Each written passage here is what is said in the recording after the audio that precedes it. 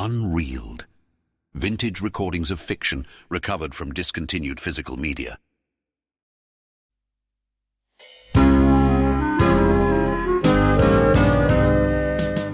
The Railway Children by E Nesbit.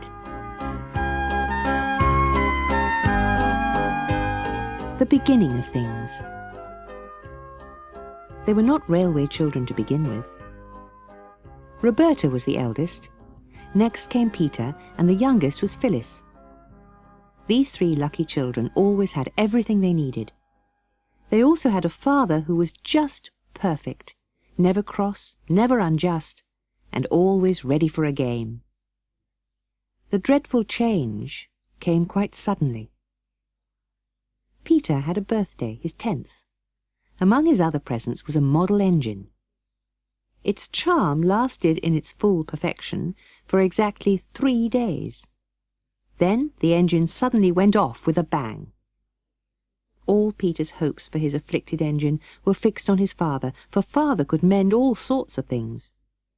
After father had had his dinner, Peter fetched what was left of the engine. Father looked it over very carefully. Just then there was a knock at the front door. "Who on earth?" said father. 2 gentlemen wanted to see him. "Get rid of them quickly, dear," said mother. But father didn't seem to be able to get rid of the gentlemen at all quickly. Then mother went in. There was more talking. The children heard boots go out and down the steps. Mother came in. Her face was white. "Father's been called away on business," said mother. "Come, darlings, bedtime." Roberta lingered to whisper, "It wasn't bad news, Mummy, was it?" "No," said mother, and she almost seemed to push Roberta away. "Go, dear, go now." Everything continued to be perfectly horrid for some weeks. Then mother came down one morning to breakfast, and she smiled and said, "Now, my pets, everything is settled. We're going to go and live in the country. I know you'll love it." A whirling week of packing followed, not just packing clothes, but packing chairs and tables, crockery, blankets, and even fenders and fire-irons. "We seem to be taking all the ugly things," said Roberta. "We're taking the useful ones," said mother. Next day a cab came to take them to the station. They grew sleepier and sleepier. They were roused by mother shaking them and saying, "Wake up, dears, we're there." They woke up, cold and melancholy, and stood shivering on the draughty platform while the baggage was taken out of the train. Then the children watched the tail lights disappear into the darkness. This was the first train the children saw on that railway. "Come," said mother, "we've got to walk." The walk was dark and muddy. The children stumbled a little on the rough road, and it was uphill. Presently a great dark lumpish thing showed over to the right. "There's the house," said mother. There was a low wall and trees inside. "That's the garden," said mother. There was no light in any of the windows. Everyone hammered at the door, but no one came. The man who drove the cart said he expected Mrs. Viney had gone home. "You see, your train was that late," said he. "But she's got the key," said mother. "What are we to do?" "Oh, she'll have left that under the doorstep," said the cartman. He stooped. "Aye, here it is, right enough," he said. He unlocked the door and went in. "Got a candle?" said he. "I don't know where anything is." Mother spoke rather less cheerfully than usual. He struck a match. There was a candle on the table, and he lighted it. By its thin little glimmer the children saw a large bare kitchen with a stone floor. There was no fire, and the black grate showed cold, dead ashes. "What fun!" said mother. "This is quite an adventure, isn't it? I told Mrs. Viney to have supper ready." There was a table, certainly, and there were chairs, but there was no supper. "Let's look in the other rooms," said mother, and they looked. There was nothing to eat. "Then shan't we have any supper at all?" asked Phyllis, dismayed. "Oh, yes," said mother, "only it'll mean unpacking one of those big cases in the cellar." The cellar door opened out of the kitchen. Peter held the candle while Mother tried to open the great packing case. The first of the long nails in the packing case began to come out with a scrunch. "Hooray!" said Mother. "Here are some candles." When the dining room was lighted by 14 candles, Roberta lighted a fire. "Bravo!" cried Mother, coming in with a tray. Everyone cheered up at the sight of the supper. There were biscuits, sardines, preserved ginger, raisins, and candied peel and marmalade. Next morning, Roberta woke Phyllis. "What's the matter?" asked Phyllis, still almost asleep. "Wake up," said Roberta. "We're in the new house, don't you remember? Let's get up. I've woken Peter." So they went out into the fresh, bright morning. Down below, they could see the line of the railway and the mouth of the tunnel. The station was out of sight.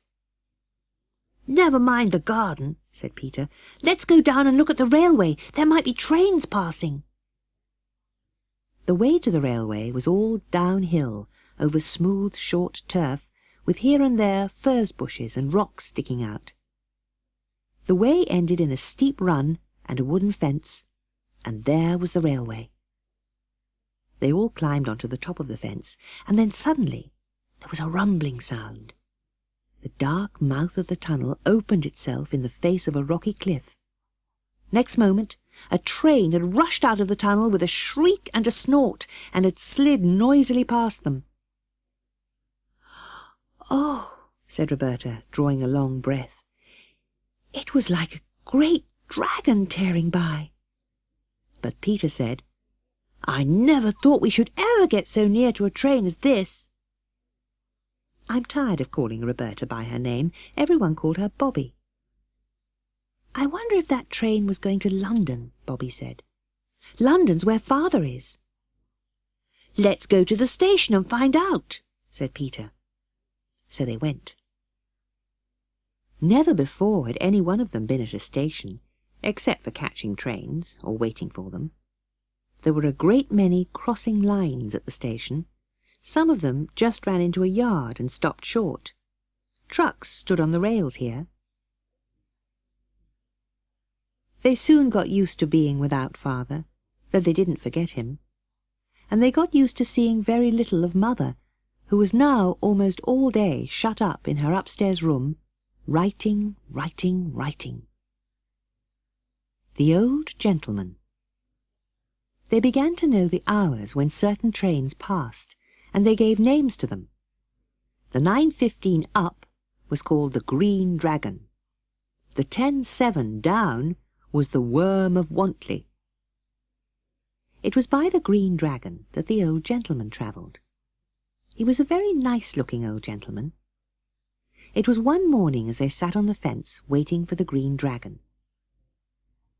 "The Green Dragon's going where Father is," said Phyllis. "I wonder why Father never writes to us." "Mother says he's been too busy," said Bobby. "He'll write soon, she says." "I say," Phyllis suggested, "let's all wave to the Green Dragon as it goes by. It'll take our loves to Father."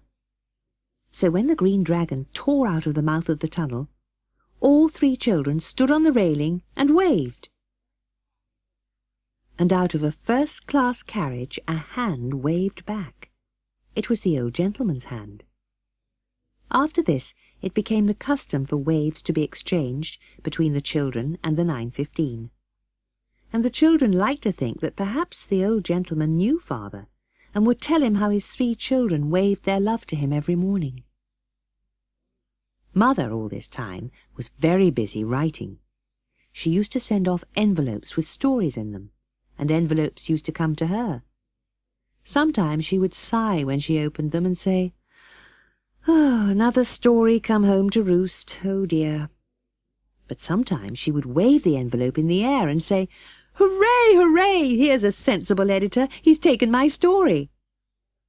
Whenever an editor was sensible, there were buns for tea.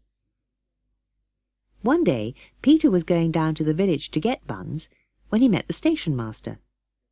The station master said, "Good morning. Where are you off to in such a hurry?" "I'm going to buy buns for tea," said Peter. "We always have buns when Mother sells a story." "You ought to be very proud to have such a clever mother," said the station master. "Yes," said Peter, "but she used to play with us more before she had to be so clever." "Well," said the station master, "you give us a look in at the station whenever you feel so inclined." "Thank you," said Peter. Next day, when they had sent the threefold wave of greeting to Father by the Green Dragon, Peter proudly led the way to the station. "But ought we?" said Bobby. "I met the station master yesterday," said Peter. "He invited us to go down any time we liked." They reached the station and spent a joyous 2 hours with the porter. He never seemed tired of answering the questions that began with "Why?" The station master promised to take them up into the signal box one of these days. It was the very next day that Mother had to stay in bed because her head ached so. Her hands were burning hot, and she wouldn't eat anything, and her throat was very sore. In the evening, Peter was sent to the house in the village that had on the gate a brass plate with W. W. Forrest, M.D. on it. W. W. Forrest, M.D. came at once. When he had seen Mother, he said it was influenza. "Now," he said to Bobby, "I suppose you want to be head nurse." "Of course," said she. "Well then, I'll send down some medicine. Keep up a good fire. Have some strong beef tea to give her as soon as the fever goes down. She can have grapes now, and beef essence, and soda water and milk, and you'd better get in a bottle of brandy." She asked him to write it all down, and he did. When Bobby showed Mother the list he'd written, Mother laughed. "Oh, nonsense," said Mother. "I can't afford all that rubbish." Roberta told the others what the doctor had said and what Mother had said. "And now," said she, "there's no one but us to do anything, and we've got to do it. Now think, everybody, just as hard as ever you can." They did think.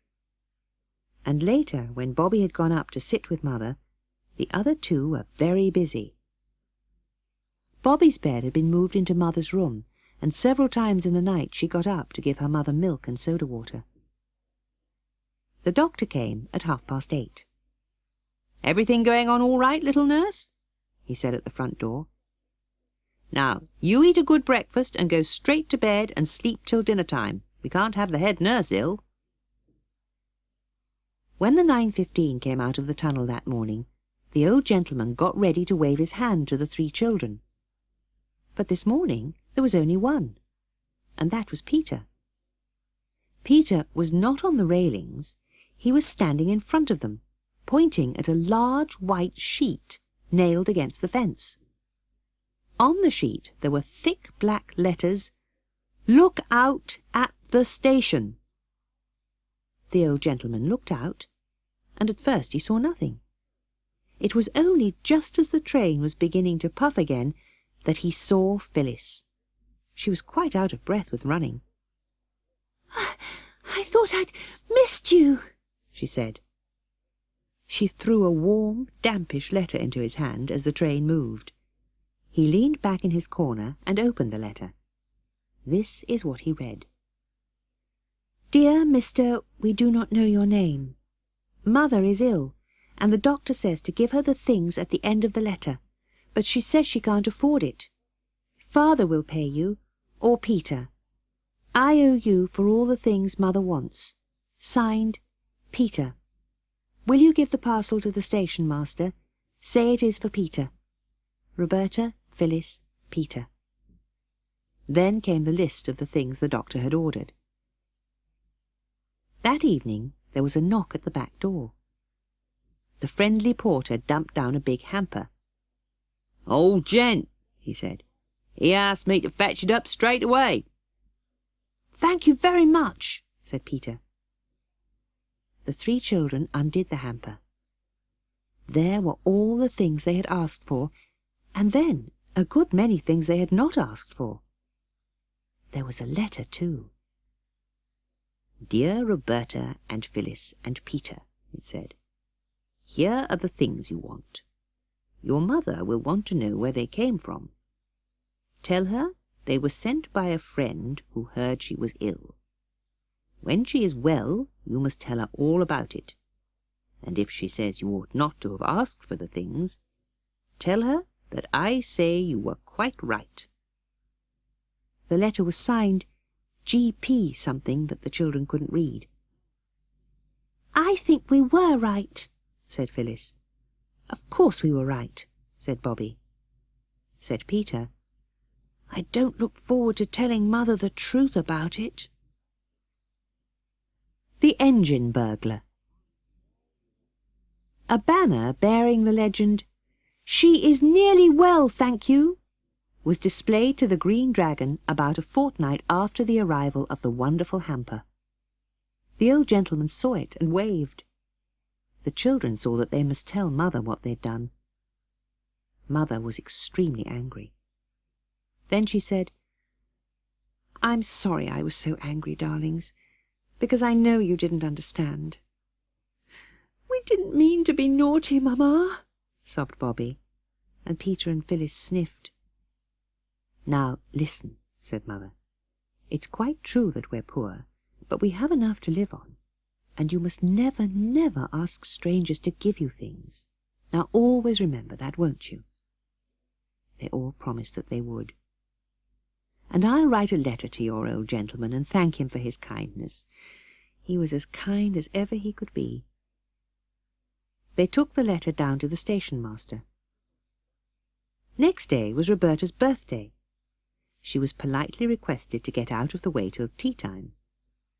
And Roberta went out into the garden all alone. One of the things she thought of most was what Mother had said. The words were, "Oh, what a doctor's bill there'll be for this!" She made up her mind. She walked along until she came to the bridge, and here she waited.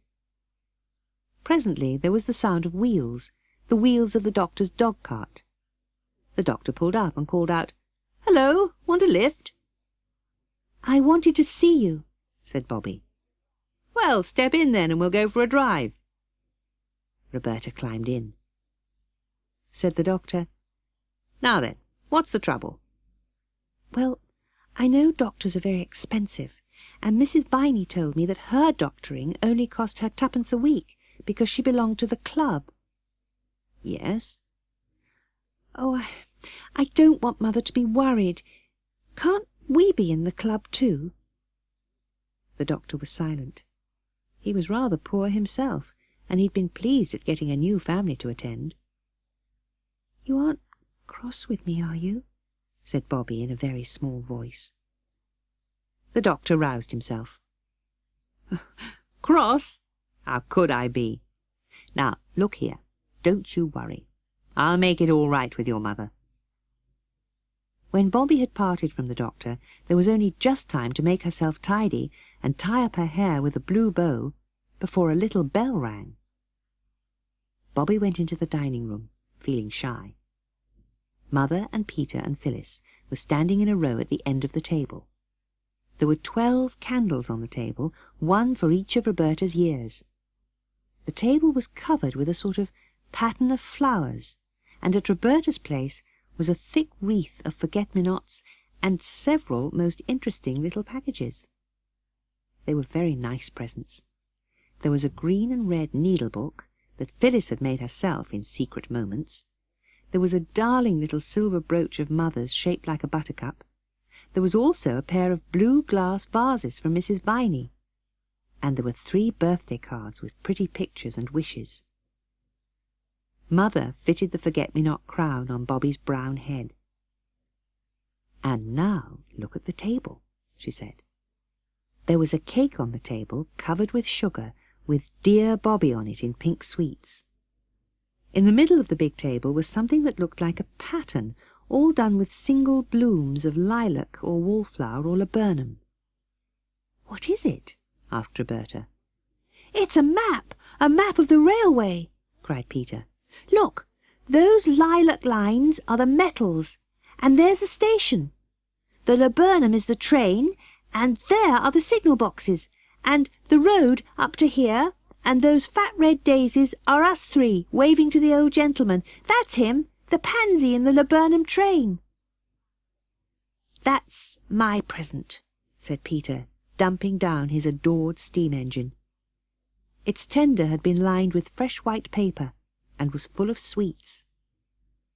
"Oh, Peter," cried Bobby, quite overcome. "Not your own dear little engine?" "Oh, no," said Peter very promptly. "Not the engine, only the sweets." Bobby couldn't help her face changing a little. Peter saw it. He hesitated and said, "I mean, not all the engine. I'll let you go halves if you like." "You're a brick," cried Bobby. "It's a splendid present." To herself she said, "That was decent of Peter. Well, the broken half shall be my half, and I'll get it mended and give it back to Peter for his birthday." The very next morning, Bobby began to watch her opportunity to get Peter's engine mended secretly. The very next afternoon, Mother went by train to the nearest town to do shopping. Peter and Phyllis went with her. Bobby wanted an excuse not to go, and just when she felt that all was lost, her frock caught on a big nail, and there was a great criss-cross tear all along the front of the skirt. There was no time for her to change.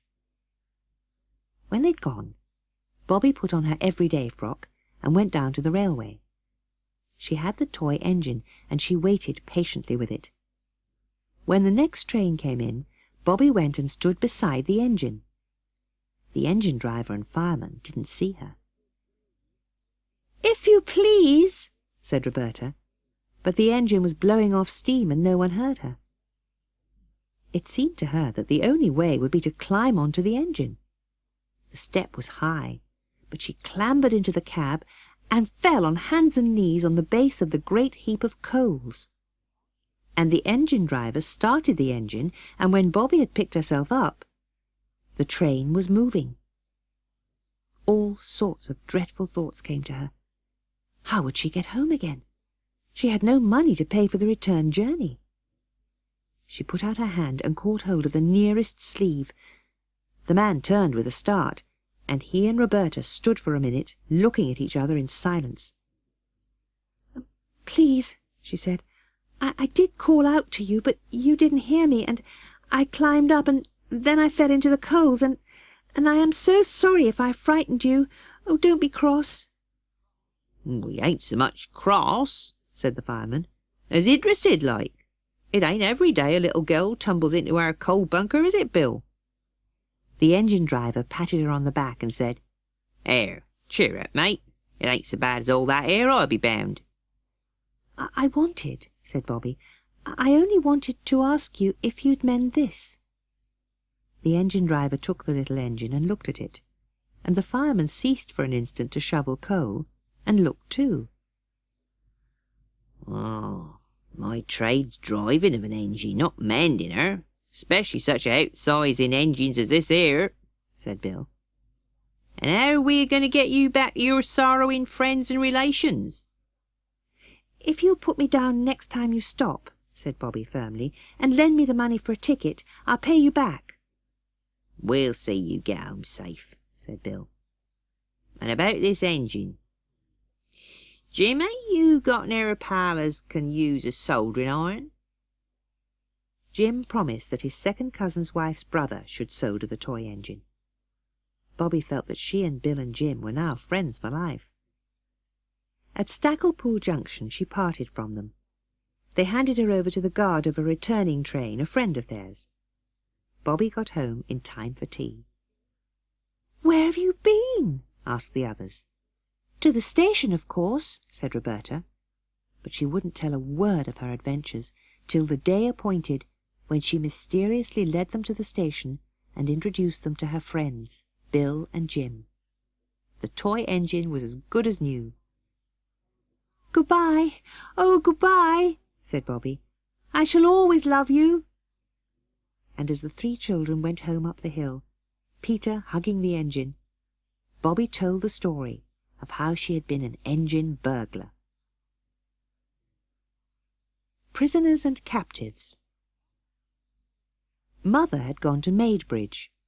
The children were to go to the station to meet her. It was only natural that they should be there a good hour before there was any chance of Mother's train arriving. They expected to see just 1 or 2 people. Instead, round the door of the station was a crowd. "Oh!" cried Peter. "Something's happened! Come on!" They ran down the platform. A voice spoke in a foreign language, and it was a language that they'd never heard. They'd heard French and German, nor was it Latin. It was a man with long hair and wild eyes and shabby clothes, who spoke again as his eyes fell on Peter. "Try him with French," said a farmer man. "Parlez-vous français?" began Peter boldly, and the next moment the man began to pour forth a flood of words. Though he couldn't understand a word, Peter knew the sound. "There," said he, "that's French." "What does he say?" "I don't know." Peter was obliged to own it. "Here," said the station master. "You move on, if you please. I'll deal with this case." "Take him into your room," whispered Bobby to the station master. "Mother can talk French. She'll be here by the next train from Maidbridge." Sometimes, in moments of great need, we can do wonderful things. Bobby actually remembered, and what is more, spoke some French words. She said, "Vous attendre, ma mère parle français, nous être bon pour vous." I do not know whether the man understood her words, but he understood the touch of the hand she thrust into his, and the kindness of the other hand that stroked his shabby sleeve. She pulled him gently towards the inmost sanctuary of the station-master. The station-master shut the door in the face of the crowd. Peter pulled an envelope out of his pocket. It was half full of foreign stamps. They showed him an Italian stamp. He shook his head. Then they showed him a Norwegian stamp, and again he signed no. He took the envelope and searched among the stamps. The hand that he reached out at last contained a Russian stamp. The train from Maidbridge was signalled. "I'll stay with him till you bring Mother in," said Bobby.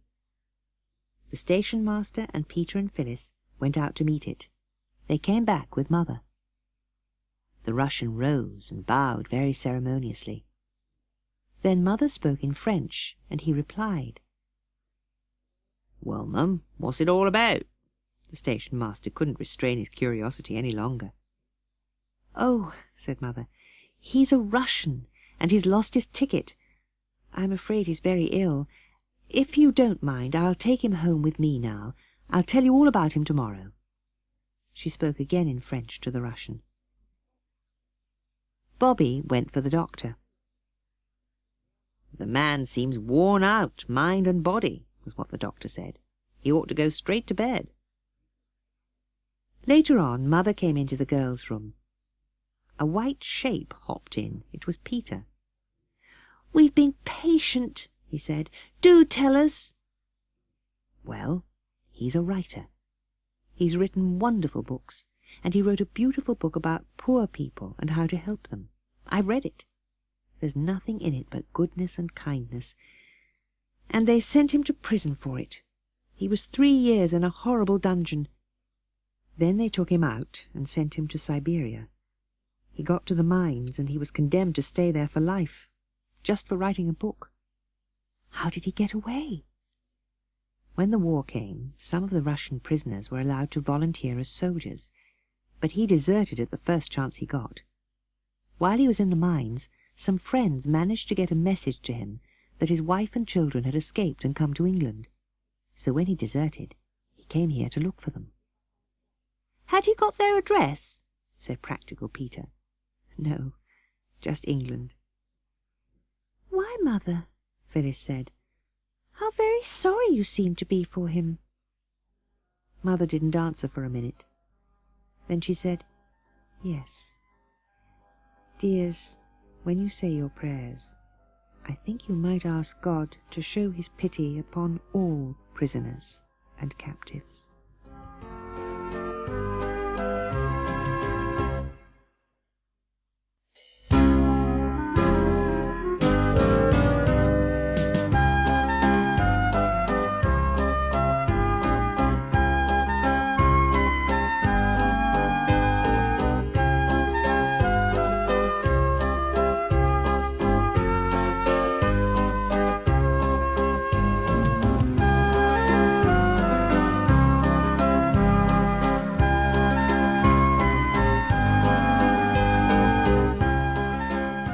Saviours of the Train.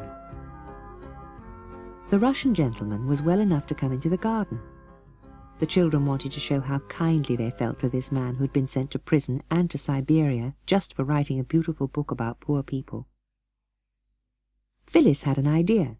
She said, "You remember Perks promising me the very first strawberries out of his own garden?"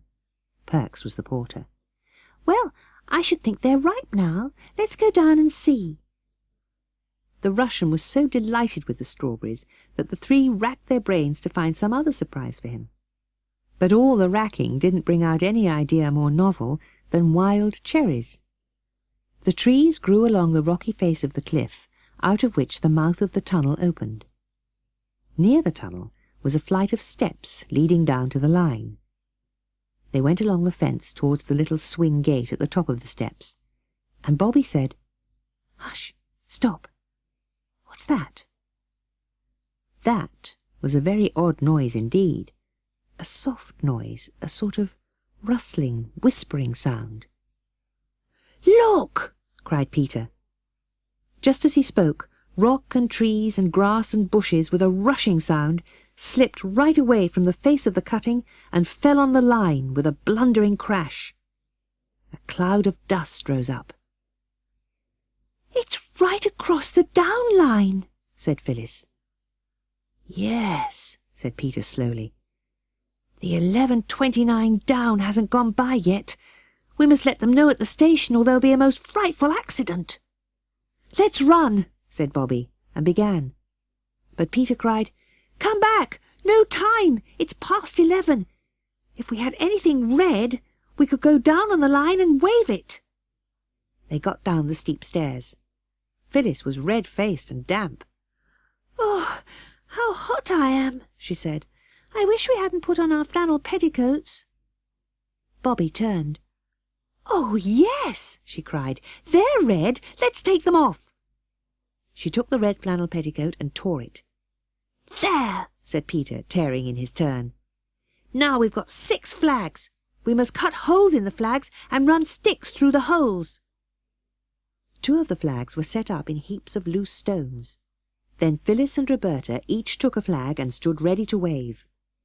"I shall have the other 2 myself," said Peter.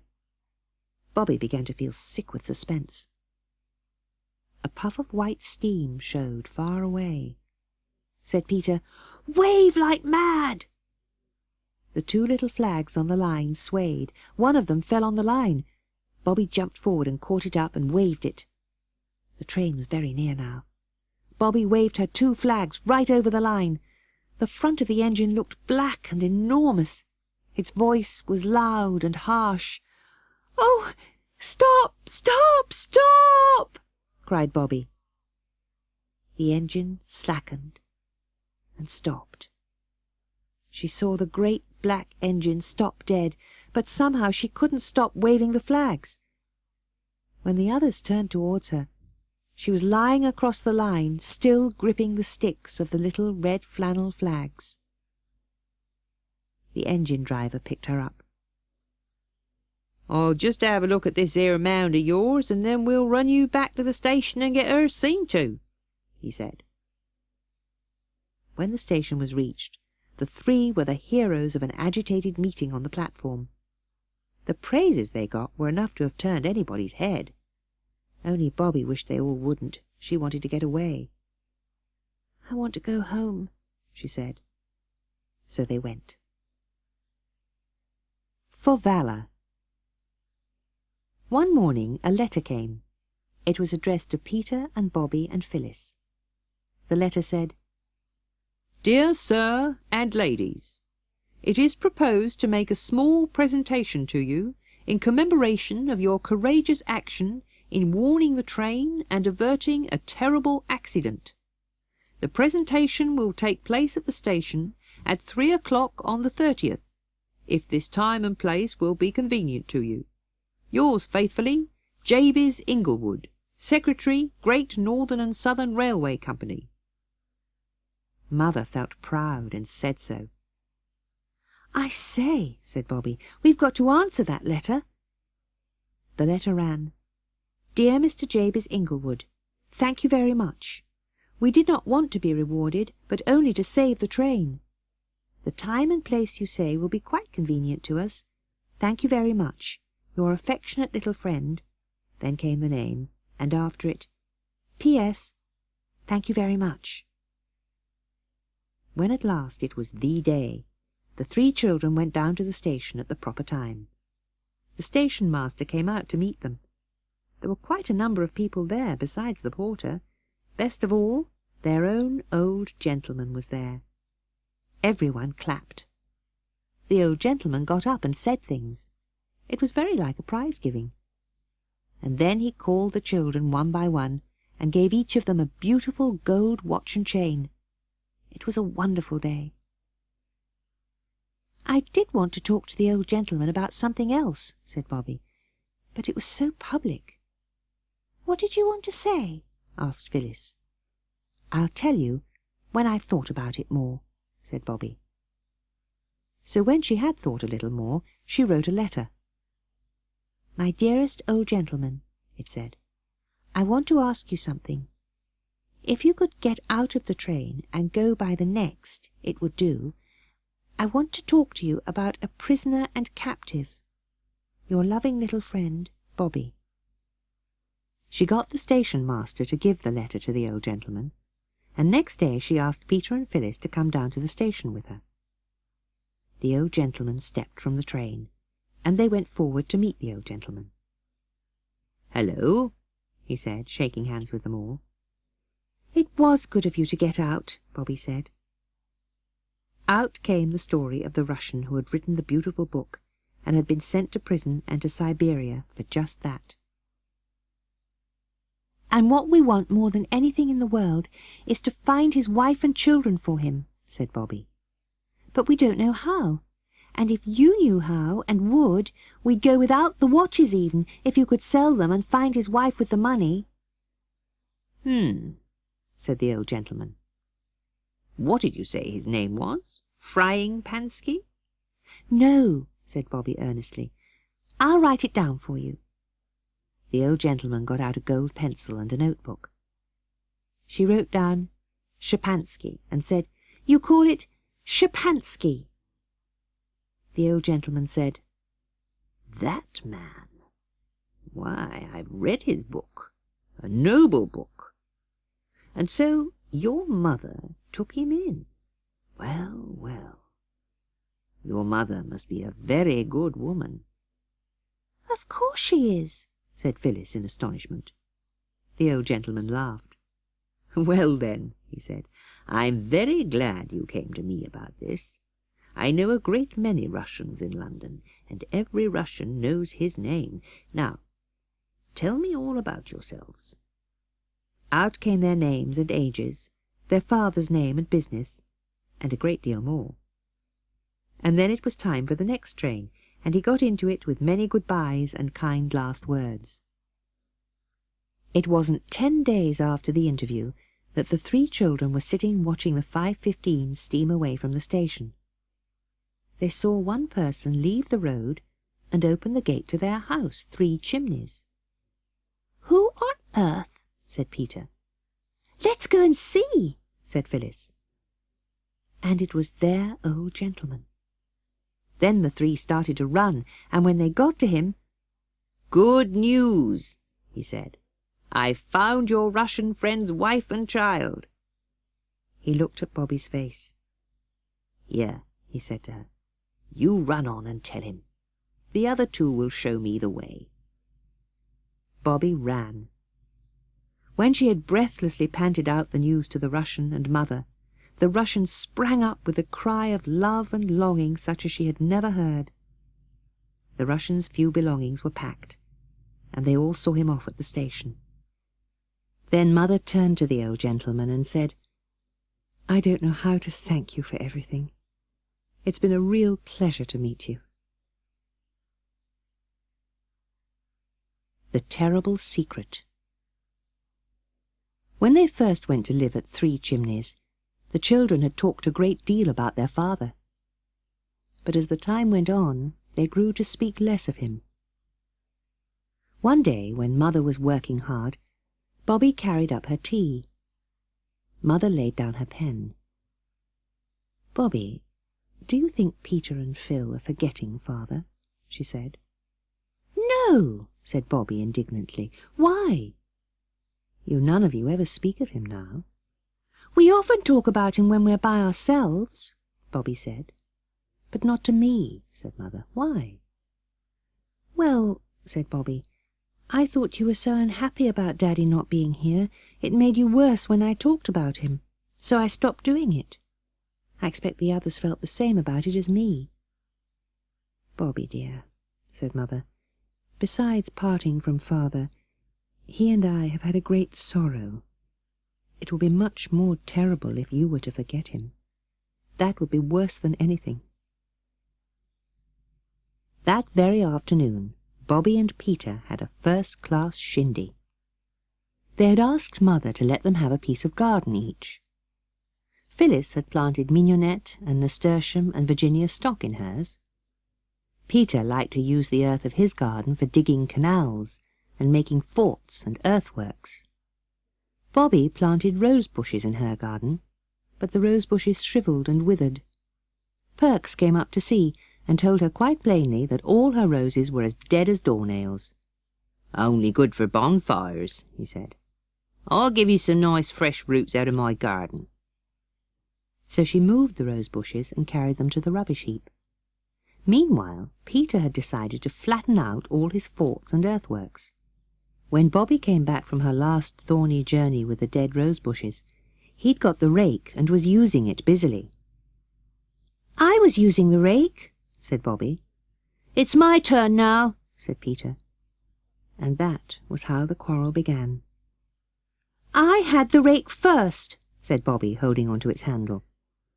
"I wish I'd had a brother instead of 2 whiny sisters," said Peter. Bobby replied, "Take the horrid rake, then," and she suddenly let go her hold on the handle. Peter had been holding on to it too, and he staggered and fell over backwards, the teeth of the rake between his feet. "Serve you right," said Bobby. Peter lay still for half a moment, sat up, screamed once, turned rather pale, and then began to shriek, faintly but steadily. Mother put her head out of the window. It wasn't half a minute after that she was in the garden, kneeling by Peter. Then Mother undid Peter's boots. As she took the right one off, something dripped from his foot onto the ground. It was red blood, and there were 3 wounds in Peter's foot where the teeth of the rake had bitten him. The doctor came and bandaged it beautifully, and said that Peter must not put it to the ground for at least a week. When Mother had gone to the gate with the doctor, Peter and Bobby found themselves alone. "Oh, Peter, I am so sorry," said Bobby. "That's all right," said Peter gruffly. He was tired for many days after that. It was terrible not to be able to go out. "I do wish there was something to read," said Peter. "I've read all our books." "Perks has a whole heap of magazines that came out of trains," said Bobby. "I'll run down and ask him." Bobby found Perks busy cleaning lamps. "And how's the young gent?" said he. "Better, thanks," said Bobby. "But he's bored. I came to ask if you'd got any magazines you could lend him." Perks turned to the pile of papers in the corner and took up a heap 6 inches thick. "There," he said. "I'll just slip a bit of string round 'em." He pulled an old newspaper from the pile and made a parcel of it. "You're a dear," said Bobby, took the parcel and started. The papers were heavy, and she rested the parcel on the top of the gate. And idly she looked at the paper that the parcel was wrapped in. Suddenly she clutched the parcel tighter and bent her head over it. She read on. She could read no further. She never remembered how she got home. She went to her room and locked the door. Then she undid the parcel and read that printed column again. She drew a long, uneven breath. What she had read was headed, "End of the trial. Verdict. Sentence." The man who had been tried was her father. The verdict was guilty. and the sentence was 5 years penal servitude. "Oh, Daddy," she whispered, "it's not true. I don't believe it. You never did it. Never, never, never." The Hound in the Red Jersey. Bobby knew the secret now. She had to go down to tea and pretend that there was nothing the matter. She thought tea would never end. When Mother took out the tray, Bobby followed her. Bobby caught hold of Mother's hand. When she got Mother alone in her room, she locked the door. From under the mattress she pulled out the paper and held it out. "Oh, Bobby," Mother cried, "you don't believe it. You don't believe Daddy did it." "No!" Bobby almost shouted. "That's all right," said Mother. "It's not true. He's done nothing wrong." "Why didn't you tell me, Mummy?" Bobby asked presently. "Are you going to tell the others?" Mother asked. "No." "Exactly," said Mother. "So you understand why I didn't tell you." Then Bobby heard all about it. She heard how those men who had asked to see Father had come to arrest him, charging him with being a spy and a traitor. She heard about the trial and about the evidence, letters found in Father's desk at the office that convinced the jury that Father was guilty. How did the letters get into his desk? Someone put them there. The person who was really guilty. A week later, Bobby wrote a letter, and once more it was to the old gentleman. "My dear friend, you see what is in this paper. It is not true. Father never did it. Can't you find out who did the treason, because then they would let Father out of prison? Oh, do help me. With love, Roberta." She cut the account of her father's trial out of the newspaper and put it in the envelope with her letter. Then she took it down to the station and gave the letter to the station master. "Where have you been?" shouted Peter from the top of the yard wall. "To the station, of course," said Bobby. "There's to be a paper chase tomorrow. Perks thinks the hare will go along by the line at first. We might go along the cutting. You can see a long way from there." Next morning Mother let them take their lunch and go to see the paper chase. Of course it had taken some time to get the line clear from the rocks and earth that had fallen on it. The interest of picks and spades completely put the paper chase out of their heads. So they jumped when a voice just behind them panted, "Let me pass, please." It was the hare. The hare ran along the line and disappeared into the mouth of the tunnel. Following the track of the hare by the scattered paper came the hounds. There were 30 of them. Bobby and Phyllis and Peter counted them as they passed. They turned towards the tunnel. The last one, in a red jersey, seemed to be extinguished by the darkness. "Let's cut across the top and see them come out at the other end," said Peter. They all leaned over the wall in time to see the hare come out from the tunnel. Very soon came the hounds. "That's not the last," said Peter. "There's the one in the red jersey to come yet. Let's see the last of them come out." But though they waited and waited and waited, the boy in the red jersey did not appear. "That red-jerseyed hound has had an accident," said Peter. "Come on," cried Bobby. "I'm going first," said Peter. "It was my idea." And he went. It was not yet quite dark in the tunnel. "What's that?" said Peter. That was a low humming sound on the railway line that grew louder and louder as they listened. "It's a train," said Bobby. "Come on," shouted Peter. "Quick, manhole!" The roar of the advancing train was now loud. Bobby dragged Phyllis along to the manhole. With a rush and a roar and a rattle, the train hurtled by. "Oh," said the children, all together in a whisper. Peter was lighting a candle end. "Come on," he said. The three went on into the darkness of the tunnel. There, by the down line, was the red-jerseyed hound. His back was against the wall and his eyes were shut. "He's fainted," said Peter. "What on earth are we to do?" "Suppose we bathe his forehead with water. Oh, no, I know we haven't any, but milk's just as well." Phyllis splashed warmish milk on his forehead. What Bobby brought home. And then the boy in the red jersey sighed and opened his eyes. "What's up?" "I'm all right," said the boy. "How did you get here?" He tried to move, but the movement ended in a groan. "Bother! I believe I've broken my leg." "Look here," said Bobby. "You must go and get help. Go to the nearest house. I'll stay with him. You take the longest bit of candle and... oh, be quick, for this bit won't burn long." Bobby watched Peter and Phyllis go with an odd feeling of having come to the end of everything. "What's your name?" said Bobby. "Jim." "Mine's Bobby. I say, I must put the candle out now, because there mayn't be enough of the other one to get you out by." Bobby blew. Out went the candle. You have no idea how black velvety the darkness was. And it was very cold. Peter and Phyllis tramped down the long way of the tunnel towards daylight. "Hooray!" said Peter. "There's the end!" Another 20 steps and they were out in the good, glad sunshine. Phil followed Peter across the fields to the farm. When the farm men, led by Peter and Phyllis and carrying a hurdle, reached the tunnel, Bobby was fast asleep, and so was Jim.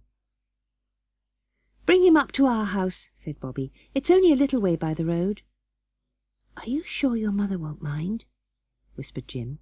"Certainly," said Bobby. "Then my lad shall nip up to the doctor's on his bike and tell him to come down there," said the bailiff from the farm. When Jim was carried in, Mother said, "I'm glad you brought him here. Now, Jim, let's get you comfortable in bed before the doctor comes." And Jim, looking at her kind eyes, felt a little flush of new courage. The hound's grandfather. "May I come in, Mother?" said Peter. "Yes, dear," said Mother. "I was just writing to Jim's grandfather." "Must you? Couldn't we keep Jim and not say anything till he's well?